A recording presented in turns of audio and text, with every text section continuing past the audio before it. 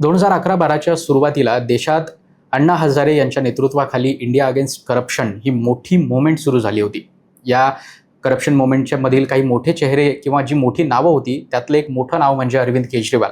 याच अरविंद केजरीवाल यांनी पुढे जाऊन 2 ऑक्टोबर 2012 रोजी आम आदमी पक्ष नावाची पार्टी स्थापन केली. हाच पक्ष पुढे 2013 साली दिल्लीमध्ये सत्तेत आला. 49 दिवसात आपण आपलं दिलेलं प्रॉमिस पूर्ण करू शकत नाही, म्हणजे लोकपाल बिल आणू शकत नाही, त्याची मंजुरी मिळवू शकत नाही हे कारण देत 49 दिवसात त्यांनी मुख्यमंत्रीपदाचा राजीनामा सुद्धा दिला. अर्थात हे सरकार त्यांच्या स्पष्ट बहुमतावर नव्हतं, तर काँग्रेसच्या समर्थनामुळे सत्तेत आलेलं सरकार होतं, ज्या काँग्रेसच्या विरोधात अरविंद केजरीवाल आयुष्यभर लढत आले होते. राजीनामा दिल्यानंतर 2014 साली लोकसभेच्या निवडणुका लागल्या, तेव्हा त्यांना एक नवीन आशा पल्लवित झाली की आपण या देशाचे पंतप्रधान होऊ शकतो. आपण या देशाचे पंतप्रधान होऊ शकतो या अपेक्षेनं त्यांनी देशभरात आम आदमी पक्षाचे जे खासदारकीसाठी उमेदवार उभे केले. स्वतः देखील वाराणसीमधून तेव्हाचे भाजपचे पंतप्रधान पदाचे उमेदवार असलेले नरेंद्र मोदी यांच्या विरोधात लढायला गेले. त्यानंतर राहुल गांधी यांच्या विरोधात कुमार विश्वास हे प्रसिद्ध कवी देखील उभे राहिले होते. तेव्हा असं वाटत होतं की आम आदमी पक्षाची देशभरात लाट आहे आणि ते सगळे हा पक्ष एक मोठा पॉलिटिकल फोर्स म्हणून देशभरात उभा राहील असं देखील तेव्हा काही राजकीय विश्लेषक सांगत होते. पण त्या निवडणुकीमध्ये 2014च्या लोकसभा निवडणुकीमध्ये आम आदमी पक्षाला फक्त 3 खासदार निवडून आणता आले होते. अरविंद केजरीवाल यांचा देखील पराभव झाला होता. पण त्यानंतर या पक्षानं कधीही मागं वळून पाहिलं नव्हतं, कारण फेब्रुवारी 2015 झालेली दिल्ली विधानसभा निवडणूक असू देत आणि त्यानंतर पुन्हा 2017 पंजाबची विधानसभा निवडणूक, पुन्हा 2020 दिल्लीची विधानसभा निवडणूक, अशा सगळ्या निवडणुकांमध्ये आप पक्षानं प्रचंड मोठी कामगिरी करत एक विजय संपादित केला होता. 2022 पंजाबमध्ये झालेल्या विधानसभा निवडणुकीमध्ये हा पक्ष सत्तेत आला होता. त्यामुळं फक्त 10 वर्षाच्या किंवा 12 वर्षाच्या एका छोट्या कार्यकाळामध्ये 2 राज्यांमध्ये सत्ता गाजवलेला आणि 10 वर्षाच्या काळात राष्ट्रीय पक्ष झालेला एवढा पहिलाच हा आम आदमी पक्ष हा जवळपास गेल्या रिसेंट हिस्ट्रीमधला पहिलाच पक्ष असला पाहिजे होता. हाच आम आदमी पक्ष आता एका तुटीच्या उंबरठ्यावर उभा राहिलाय का असा प्रश्न उपस्थित होत आहे. कारण आम आदमी पक्षाचे ब्लू आईड बॉय समजले जाणारे राघव चड्डा, त्यांच्यासोबत संदीप पाठक, अशोक मित्तल यांच्यासह राज्यसभेचे 10 पैकी 7 खासदार हे आम आदमी पक्ष सोडून भाजपमध्ये सहभागी होत आहेत. त्यामागची नक्की कारणं कुठली आहेत? पक्ष सोडताना राघव चड्डा यांनी कोणती कारणं दिलेली आहेत? या सगळ्याचा पंजाब निवडणुकीवर, येणाऱ्या विधानसभा पंजाब निवडणुकीवर काय परिणाम होणार आहे? आम आदमी पक्षाची नक्की वाटचाल कशी राहिलेली आहे? या सगळ्या अंगानं आजच्या ऑन पॉईंटमध्ये चर्चा करायची आहे. हाय, हॅलो, नमस्कार, मी निखिल आणि तुम्ही पाहताय द ऑड इव्हन.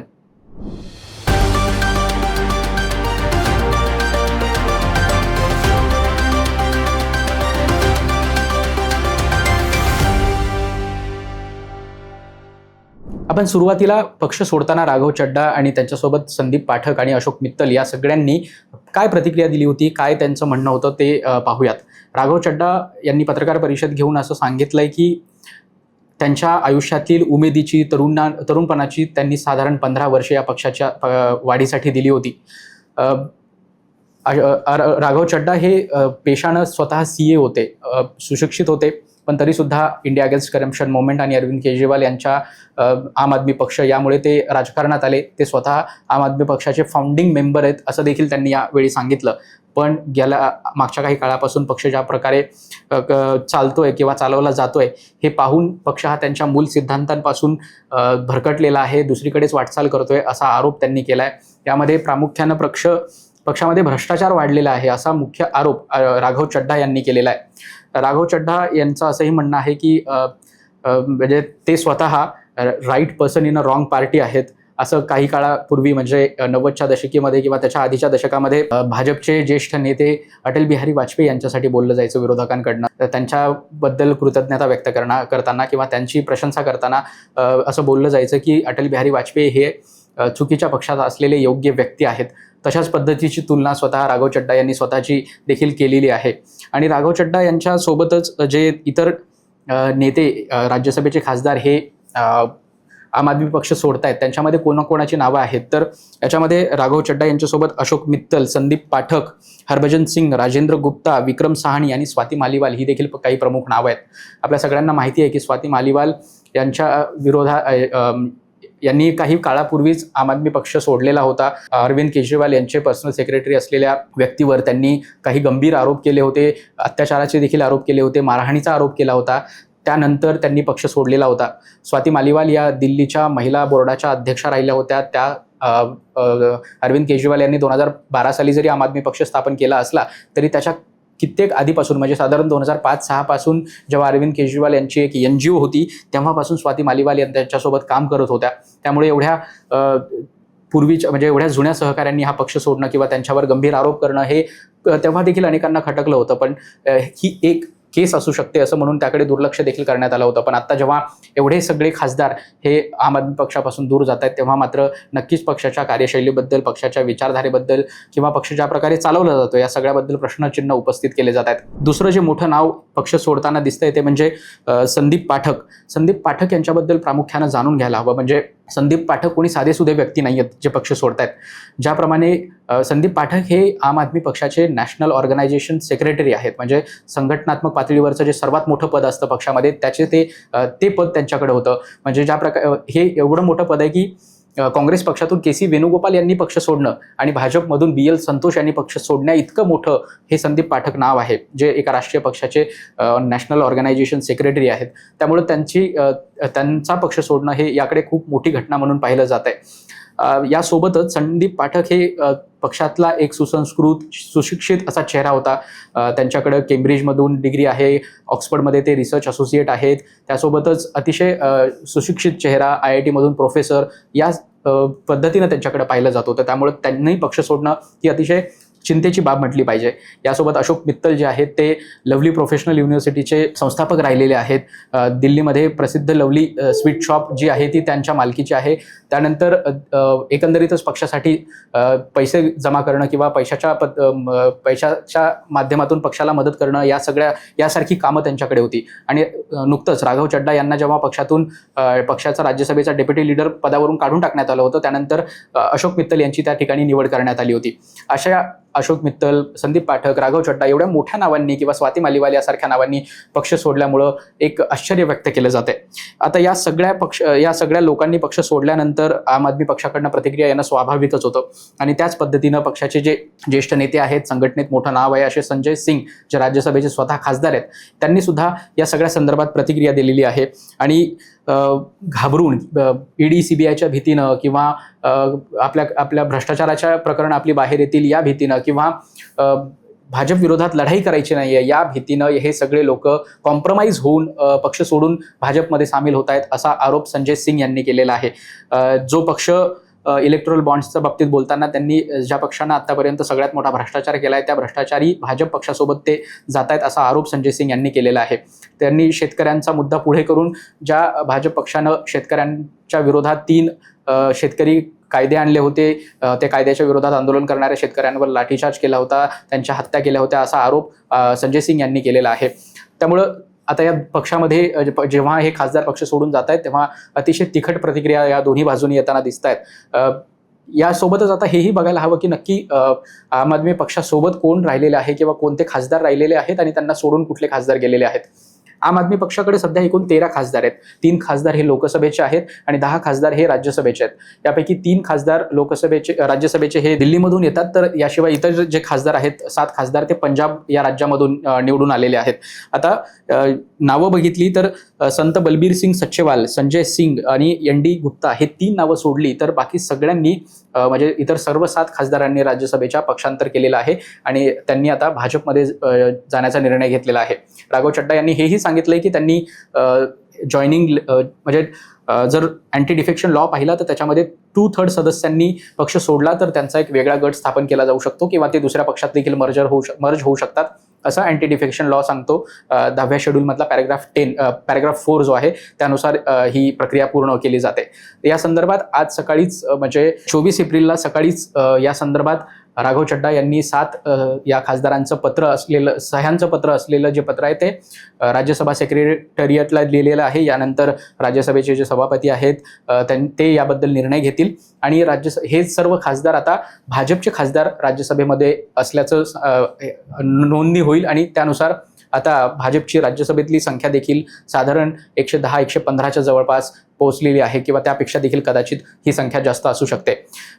यानंतर अतिशय महत्त्वाची गोष्ट जी समजून घेतली पाहिजे ती म्हणजे की या सगळ्याचा हे सगळं करण्याचं आत्ता औचित्य नक्की काय होतं? एका बाजूला देशात काही राज्यांमध्ये निवडणुका सुरू आहेत आणि दुसऱ्या बाजूला अशा पद्धतीने दिल्लीमध्ये ह्या प्रकारची जॉईनिंग बीजेपी पक्षामध्ये होतीये. तर हे सगळं सुरू आहे ते पंजाबच्या विधानसभा निवडणुकांसाठी. पुढील वर्षी म्हणजे मार्च 2027 मध्ये पंजाबची विधानसभा निवडणूक होतीये. त्यासाठी आता साधारण 7 ते 8 महिन्याचा कालावधी उरलाय आणि ही जी नावं आत्ता पक्षानं जॉईन करून घेतलेली आहेत ती सर्वच्या सर्व नावं ही पंजाब राज्यातून येतात. त्यातलं फक्त एक नाव हे दिल्लीमधून आहे.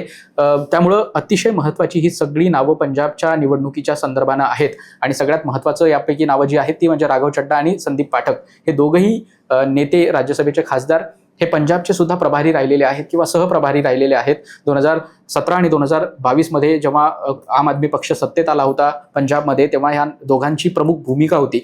त्यामुळं याही दृष्टीनं या गोष्टीकडे पाहिलं पाहिजे. आपल्याला माहिती आहे 2022चा जर निकाल पाहिला तर 117 सदस्य आहेत पंजाबच्या विधानसभेमध्ये. त्यापैकी 92 जागा या आम आदमी पक्षानं जिंकल्या होत्या. एकतर्फी बहुमत त्यांच्याकडे बाजूने होतं. साधारण 42% आम आदमी पक्षाला मतं मिळाली होती. जर काँग्रेसचा विचार केला तर 18 जागा मिळाल्या होत्या काँग्रेसला आणि 23% मतं मिळाली होती.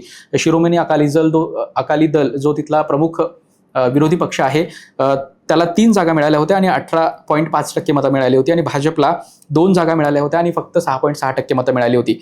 आता भाजप तिथे मोठा इनरोड करू पाहते पंजाबमध्ये. भाजपला कोणत्याही स्थितीमध्ये पंजाब जिंकायचंय असं त्यांनी ठाणलेलं आहे. यापूर्वीपर्यंत पंजाबमध्ये भाजप एकट्यानं कधीही लढत नव्हती. शिरोमणी अकाली दल हे त्यांचे अत्यंत जुने पार्टनर म्हणून तिथे पंजाबमध्ये भाजपची कामगिरी त्यांच्यासोबतच पाहिली जायची. पण 2022च्या निवडणुकीमध्ये भाजपनं जाणीवपूर्वक प्रयत्न करून वेगळी निवडणूक लढली. 2 जागा जिंकल्या, 6% मतं मिळाली.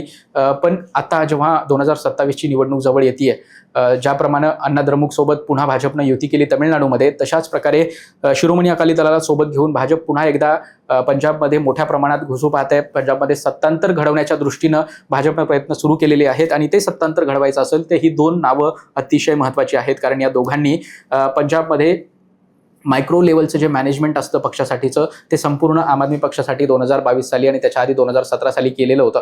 त्यामुळे ही दोन्ही नावं जेव्हा भाजपमध्ये येत आहेत तेव्हा याच रणनीतीचा भाग म्हणून पाहिलं पाहिजे की भाजपनं पंजाबच्या निवडणुकीसाठीची तयारी सुरू केलेली आहे आणि कोणत्याही हालतीत पंजाबमधून आप पक्ष सत्तेतून खाली खेचायचं ही भाजपची यापुढची रणनीती निश्चितपणे असणार आहे. व्हिडिओच्या शेवटाकडे येताना आम आदमी पक्षामधून बाहेर पडलेले हे 7 खासदार काही नवीन नाही आहेत. यापूर्वी सुद्धा अनेक मोठी नावं ही आम आदमी पक्षातून बाहेर पडलेली आहेत, ज्यामध्ये आपण सुरुवातीला कवी कुमार विश्वास यांचं नाव घेतलं होतं. त्यानंतर योगेंद्र यादव हे मोठं नाव पक्षातून बाहेर पडलेलं आहे. प्रशांत भूषण यांचं नाव आहे. पत्रकार आशुतोष आहेत. ही सगळी मोठी नावं आहेत जी आम आदमी पक्षातून बाहेर पडलेली आहेत. या सगळ्यांनी अरविंद केजरीवाल यांची कार्यपद्धती, ज्या प्रकारे पक्ष चालवला जातो या सगळ्या संदर्भात देखील आक्षेप नोंदवला होता किंवा आवाज उठवला होता. त्यामुळं आम आदमी पक्षाला खरंच मोठ्या प्रमाणात इंट्रोस्पेक्शन करण्याची गरज आहे की अशा पद्धतीने मोठे आपले सर्व नेते का सोडून जात आहेत किंवा ज्यांना आपण पक्षामध्ये एवढं महत्त्वाचं स्थान दिलेलं आहे, म्हणजे नॅशनल ऑर्गनायझेशन सेक्रेटरी जर सोडून जात असतील तर निश्चितच ही आम आदमी पक्षासाठी अत्यंत चिंतेची बाब आहे. आणि ज्या तत्वावर हा पक्ष उभा राहिलेला आहे तो म्हणजे त्यांच्या वेबसाईटवर सुद्धा या संदर्भात लिहिलेलं आहे की देशभक्ती, इमानदारी आणि इन्सानियत. यामध्ये इमानदारी या त्यांच्या इमेजवर खूप मोठा डेंट पडलेला आहे. जेव्हापासनं लिकर पॉलिसी प्रकरणामध्ये त्यांचं नाव आलं होतं, त्यांना जेल झाली होती आणि आता जरी ते निर्दोष सुटलेले असले तरी CBI आणि EDनं त्यांच्या अपील केलेलं आहे हायर कोर्टमध्ये, म्हणजे हायकोर्टमध्ये. त्या संदर्भात सुद्धा काय निकाल येतो याकडे सुद्धा आपलं लक्ष असणार आहे. पण आता ज्या आम आदमी पक्षामध्ये घडामोडी घडतायत त्याबद्दल आपल्याला काय वाटतं? आपल्या प्रतिक्रिया नक्की कळवा आणि अशाच पद्धतीचा माहितीपूर्ण कॉन्टेंट पाहण्यासाठी, देशविदेशातील महत्त्वाच्या न्यूज अपडेट्स जाणून घेण्यासाठी, या बातम्यांचं विश्लेषण पाहण्यासाठी ऑड इव्हनला लाईक, शेअर, फॉलो, सबस्क्राईब करायला विसरू नका. आज इथेच थांबूयात. धन्यवाद.